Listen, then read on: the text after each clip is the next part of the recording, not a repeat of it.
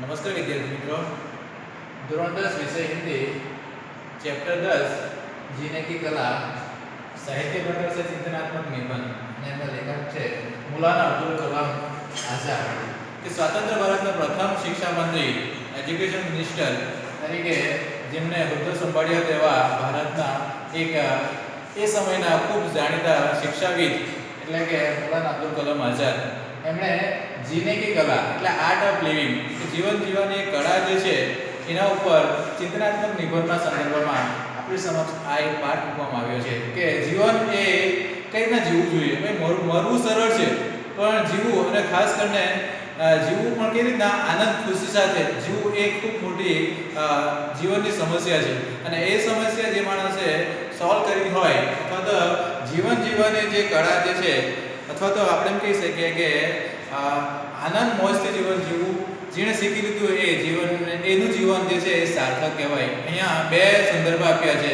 એક ચીની દ્રષ્ટિકોણથી પણ જોવામાં આવ્યું છે કે ચીનના લોકો જે છે એ આજથી હજારો વર્ષ પહેલાં કે જીવન જીવવાની જે કળા જે છે એટલે કે જીવનમાં આનંદ ખુશીથી જીવન જીવવાની જે કળા જે છે એને એક સંદર્ભ આપ્યો છે અને બીજો જે છે આંદ્રે ગિલ એક ફિલોસોફરની વાત અહીંયા દર્શનશાસ્ત્રની વાત અહીંયા કરવામાં આવી છે. બે એક્ઝામ્પલ થકી આપણને જીવન જીવવાની કળા જે છે અથવા તો જીનેકી કલા જે છે એના સંદર્ભમાં વાત કરી છે. આપણે પાઠને સાથે લઈને ચર્ચા કરીએ. બરાબર.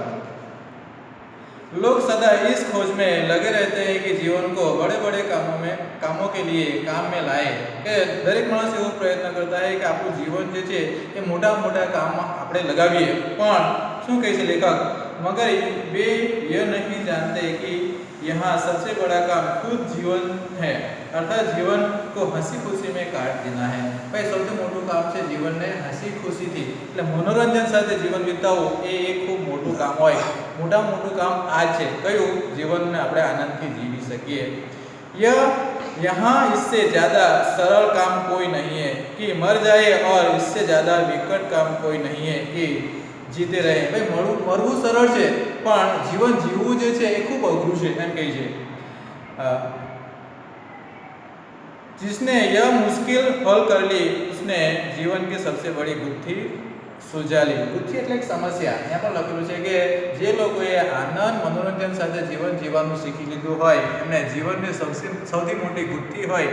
ગુથ્થી એટલે એક સમસ્યા હોય એ સમસ્યાને સોલ્વ કરવી હોય એવું લેખક કહે છે. શું કહે છે આગળ જો, मेरा ख्याल है એટલે લેખકનો ખ્યાલ છે, मेरा ख्याल है प्राचीन चीनियों એટલે ચીન ચાઇનાની વાત છે કે પ્રાચીન ચીનીઓ ને जीवन की समस्या को ठीक समझा था કે પ્રાચીન ચીનીઓ જે છે એ જીવનની સમસ્યાને સારી રીતે સમજ્યા હતા. શું સમજ્યા હતા જો, एक प्राचीन चीनी वाक्य में पूछा गया है दुनिया में सबसे बुद्धिमान आदमी कौन है.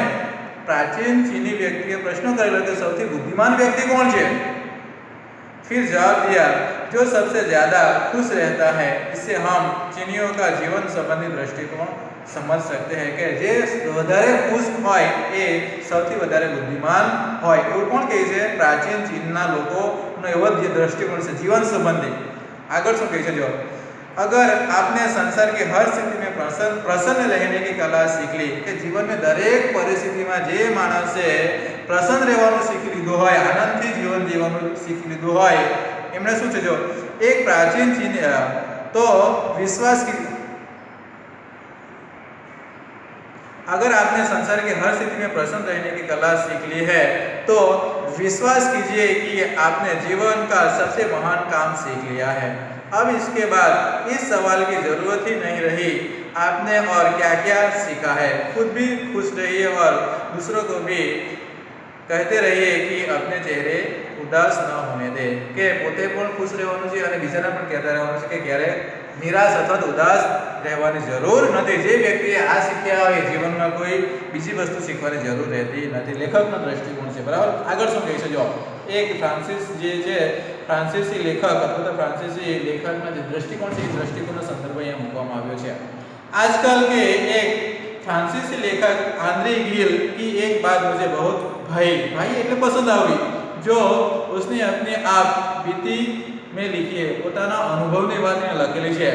खुश रहना केवल एक जरूरत नहीं है, यह एक नैतिक उत्तरदायित्व भी है. કે ભાઈ ખુશ રહેવું એક જરૂરિયાત નથી પણ પોતાની एक पर्सनल जवाबदारी पण हो सके छे।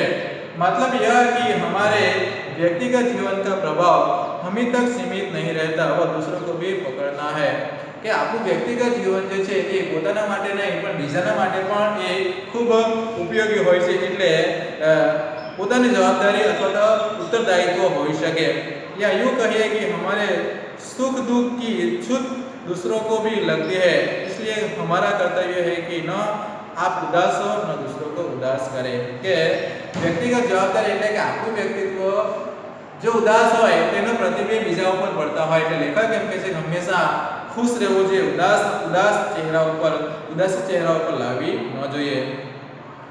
પછી સંદર્ભ આપ્યો છે, જો हमारा जीवन एक शीशाघर है। शीशाघर એટલે કાચથી બનાવેલું ઘર, કે આપણું જીવન જે છે એ કાચથી બનાવેલો જીવન અથવા शीशाघर સમાન છે।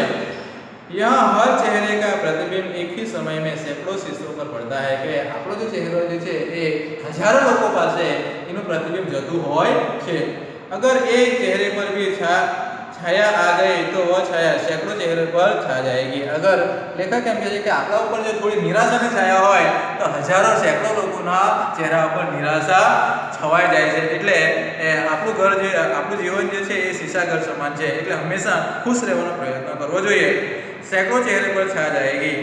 हमें से किसी आदमी का जीवन उसकी अपनी व्यक्तिगत जायदाद नहीं है, कि આપણા સમાજના દરેક વ્યક્તિનું જીવન જે છે એ વ્યક્તિગત જાયદાદ હોતું નથી। ભાઈ આ કોટેશન છે એ કોટેશન આશય સ્પષ્ટ કીજીએના સંદર્ભમાં પૂછાય તો તમારે લખવાનું રહેશે કે આ વાક્ય જે છે એ જીને કી કલા મૌલાના અબ્દુલ કલામ આઝાદ એમના લેખક છે, એમણે जीवन जीने की कलाના સંદર્ભમાં લખવામાં આવેલું છે। એમ કરીને તમારે એનો વિચાર વિસ્તાર કરવો પડશે કે વ્યક્તિગત જાયદાદ नहीं है, हर आदमी पूर्ण संग्रह का अंश है, કે आदमी જે છે એની અંદર પૂરેપૂરું સંગ્રહનો અંશ છે। दरिया में एक लहर अकेली उड़ती है, मगर उस एक ही लहर से अनगिनत लहरें बन जाती है, कि દરિયામાં એક જ લહેર ઉઠે શરૂઆતમાં અને પછી ધીમે ધીમે अनगिनत गणी न सकाय इतनी लहरों एमांथी पैदा थाय। यहाँ हमारी कोई बात भी सिर्फ हमारी नहीं है, हम जो कुछ अपने लिए करते हैं उसमें भी दूसरों का भाग होता है। भाई आपणुं व्यक्तिगत जीवन है, व्यक्तिगत નથી હોતું, આપણે જે કંઈ મૂવમેન્ટ કરીએ જે કંઈ પ્રવૃત્તિ કરીએ એની અસર બીજા ઉપર પણ પડતી હોય છે। એટલા માટે કહેવામાં આવે છે કે વ્યક્તિનું જીવન એ વ્યક્તિગત જાયદાદ નથી, સંપત્તિ જાયદાદ એટલે સંપત્તિ નથી। हमारी कोई खुशी भी हमें खुश नहीं कर सकेगी अगर हमारे चारों तरफ उदास चेहरे जमा हो जाएंगे। जो अपने आसपासનું વાતાવરણ જો ઉદાસીમય હોય તો આપણને કોઈ સફળતા મળે અને આપણે ખુશી વ્યક્ત કરવાની પરિસ્થિતિમાં હોય છતાં પણ આપણે એ ખુશી વ્યક્ત કરી શકતા નથી। કેમ? આજુબાજુનું વાતાવરણ આપણે વ્યક્તિત્વ ઉપર ખૂબ પ્રભાવ પડતો હોય છે। हम खुद खुश रहकर दूसरों को खुश करते हैं और दूसरों को देखकर खुद खुश होने लगते हैं, कि एक बीजा ऊपर प्रतिबिंब पड़તું હોય કે આપણે ખુશ હોય તો લોકો ખુશ હોય ને લોકો ખુશ હોય તો આપણે ખુશ હોય, એટલે કે એકબીજા ઉપર એ વ્યક્તિત્વનો અથવા તો પર્સનાલિટીનો પ્રભાવ પડતો હોય છે। આગળ શું કહે છે, જો यह अजीब बात है कि धर्म, फिलोसफी और सदाचार तीनों ने जीवन की समस्या हल करनी चाहिए। भाई धर्म અને ફિલોસોફી અને સદાચાર આ ત્રણે જીવનની સમસ્યાને સમજવાનો અથવા જીવનની સમસ્યા જે છે એને સોલ્વ કરવાનો પ્રયત્ન કર્યો, हल करनी चाहिए, और तीनों में खुद जीवन के विरोध भाव उत्पन्न हो गए અને ત્રણે ત્રણ જીવનને વિરોધ ભાવ પેદા કરી શક્યા છે, એટલે ત્રણે ત્રણ નિષ્ફળ ગયા।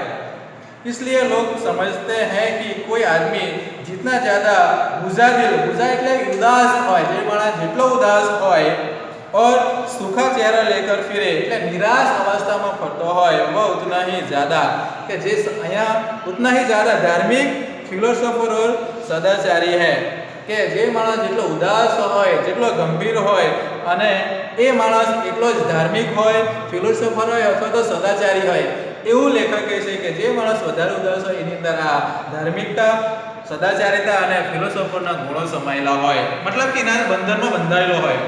मानो ज्ञान और पवित्रता दोनों के लिए दुख का जीवन अनिवार्य हो गया है। भाई ज्ञान और पवित्र माटे दुख ए जीवनની વાસ્તવિકતા છે। જો જ્ઞાની બનવું હોય, પવિત્ર બનવું હોય તો દુઃખને આપણે જીવનમાં સ્વીકારવું પડશે અને એની અનિવાર્યતા હોય તો આપણે એ જ્ઞાની અને પવિત્રતા તરફ આગળ વધી શકીએ.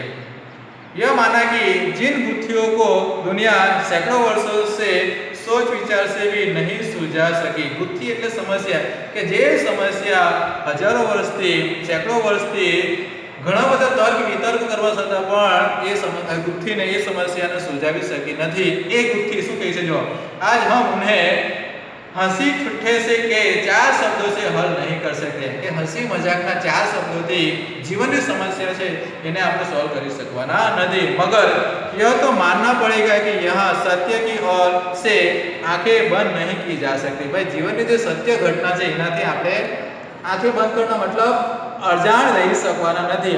लेखक प्रकृतिનો संदर्भ આપે છે કે जीवन जो प्रकृति जो खुशनुमा होय आनंददायी जीवन जीवતું હોય मानसे पण एना परथी शीखવું જોઈએ એમ કહે છે. જો की जा सकती एक भक्त एक साधु एक फिलोसोफर का मूर्ख सूखा चेहरा बनाकर हम उस चित्र में नहीं खप सकते जो प्रकृति के विश्वकर्मा हाथों ने यहाँ खींची है. विश्वकर्मा એટલે ભગવાન છે કે ફિલોસોફર જે અને સાધુ અને ભક્ત એ લોકો પાસે જે નિરાશા હોય અથવા તો એ લોકો જે ખુશી આપવાનો પ્રયત્ન કરે એના કરતા ભગવાને વિશ્વકર્મા ભગવાને રચેલું આ બ્રહ્માંડ અને પ્રકૃતિ જે હંમેશા હસતી ખીલતી હોય એ સંદર્ભ મૂકવાનો પ્રયત્ન કરે છે. જો विश्वकर्मा हाथों ने यहाँ खींच दिया है. जिस चित्र में सूरज का चमकता हुआ मस्तक वे सूरज हमेशा हंसतो હોય એનો જે ચમકતો ચહેરો चांद का हंसना हुआ चेहरा तारों की झिलमिलाती हुई आंखें भाई तारों નું ચમકવો आंखें पेड़ों का नृत्य पंछियों का संगीत बहते हुए पानी की तरंगे खिलते हुए फूलों की लहरें अपनी शोभा दिखा रही है. वहाँ हम एक बुझे हुए दिल और सूखे हुए चेहरे के साथ स्थान नहीं पा सकते. भाई प्रकृतिए भगवान विश्वकर्मा જે છે ભગવાને પ્રકૃતિનું સુંદર સર્જન કર્યું છે અને પ્રકૃતિના આ જે પ્રત્યેક તત્વો છે એ ખુશનુમા જીવન વ્યતીત કરે. લેખક એમ કહે છે કે આ ખુશનુમા વાતાવરણની અંદર ઉદાસ ચહેરો નિરાશ ચહેરાને કોઈ જગ્યા આપી શકતું અથવા તો એને કોઈ સ્થાન નથી. प्रकृति की इस रूप सभा में जो वही जीवन सज सकता है जो अपने वक्ष में दमकता हुआ दिल और चेहरे पर चमकती हुई आंखें रखता हो. वक्ष એટલે કે હૃદય કે એવા પ્રકૃતિના સુંદર ખુશનુમા વાતાવરણ અંદર એક વ્યક્તિને સ્થાન મળે કે જે વ્યક્તિ હૃદયથી ખુશ હોય આનંદમય જીવન જીવતો હોય અને ચહેરે પર હંમેશા ખુશીની ચમકતી લહેરો જોવા મળતી હોય. આંખે જે છે હંમેશા ખુશીનો ફેલાવો કરતી હોય એવી સુંદર મજાના ચહેરાને આ પ્રકૃતિ સ્થાન આપે છે. हुई आंखें रखता हो और जो चांदनी में चांद की तरह निखरता तारों की छाँव में तारों की तरह चमकता. भाई चांदनी की सुंदर छाँव में चांदनी की तरह निखरता और सूर्य की दमदार चमक की तरह वो चमकता. फूलों की क्यारी में फूलों की तरह खिलकर अपना स्थान ले सकता. भाई फूलों જેવું સુંદર જીવન જીવતા હોય એટલે સૂર્ય ચંદ્ર અને તારા જેવી ખુશનુમા વાતાવરણમાં જે જીવન જીવવાનો પ્રયત્ન કરતા હોય એવા પ્રકૃતિના સુંદર વાતાવરણની અંદર જે માણસ ખુશનુમા જીવન જીવતા હોય એમને અહીંયા સ્થાન મળવાની શક્યતાઓ લેખકે અહીંયા વ્યક્ત કરી છે. આવું ખુશનુમા જીવન અહીંયા જીવન જીને કી કલા આર્ટ ઓફ લિવિંગ એટલે કે બે સંદર્ભ આપ્યા છે કે ચીની કહેવતનો સંદર્ભ અથવા તો ચીનના જે કોટેશન છે એના સંદર્ભમાં આપ્યો છે અને એક આંતરિક અને ત્રીજું જે છે એ પ્રકૃતિ. ત્રણ ખુશનુમા વાતાવરણ અથવા તો જીવન જીવવા માટે આનંદ મનોરંજન ખૂબ જરૂરી છે. એ સંદર્ભ આપણને જીવન જીવવાની કલા चिंतनात्मक निबंध अंदर मौलाना अब्दुल कलाम जे भारतना प्रथम शिक्षाविद अथवा तो આપણે એમ કહી શકીએ કે ભારતના સ્વાતંત્ર્ય ભારતના પ્રથમ એજ્યુકેશનલ મિનિસ્ટર શિક્ષા મંત્રી એમણે આપણને જીવન આર્ટ ઓફ લિવિંગની શિખામણ આપી છે. બરાબર. થોડાક અહીંયા વિદ્યાર્થી મિત્રો આપણો પાઠ અહીંયા પૂરો થાય છે. અહીંયા શબ્દાર્થ જે છે એ જરા જોવાના છે. અહીંયા ભાવવાચક સંજ્ઞા જે છે જોઈ લો. જીના અને જીવન, હસના હસી, મરના મૃત્યુ, आदमियत, ज्यादा, ज्यादती आ जरा ध्यान रखवा जेवो शब्द छे. ज्यादानो ज्यादती, बुद्धिमान बुद्धिमत्ता, उदास उदासी, बहुत बहुतायत, प्रसन्न प्रसन्नता, बड़ा बड़प्पन, ભર્તૃવાચક સંજ્ઞા જે છે સંગીત સંગીતકાર, નીતિ નીતિજ્ઞ, આ જરા જ્ઞ એટલે જ્ઞાની થાય, નીતિ નીતિજ્ઞ, બાત બાતુની એટલે ખૂબ વાતો કરતો હોય એવો, દિલ દિલદાર, સદા સદાચાર, નૃત્ય નર્તક અને કલા કલાકાર. સ્વાધ્યાયની અંદર તમે જોજો પ્રશ્ન પહેલો, બીજો, ત્રીજો, ચોથો, પાંચમો, છઠ્ઠો અને સાતમો, સાતે સાત પ્રશ્નો તમારે સ્વાધ્યાય નોટમાં લખવાના રહેતા હશે. બરાબર વિદ્યાર્થી મિત્રો, આપણે અહીંયા આ પાઠ પૂરો થાય છે. અસ્તુ.